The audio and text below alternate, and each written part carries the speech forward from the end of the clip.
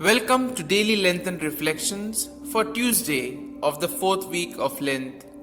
Today we shall reflect on the theme Willingness to be Healed.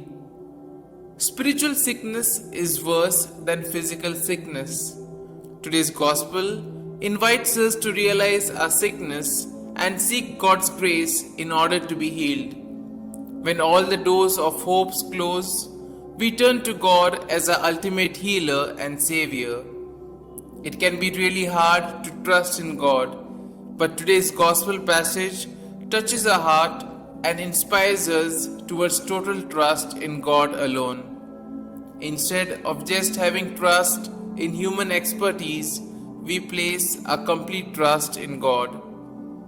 The Gospel reading highlights a number of issues leading to the self-transformation in faith.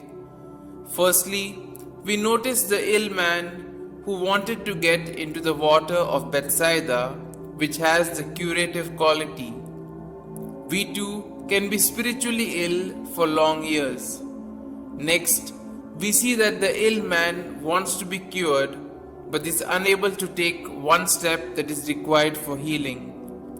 This tells that however we may desire of getting healed, we will not receive healing until we are fully ready to fulfill all the requirements.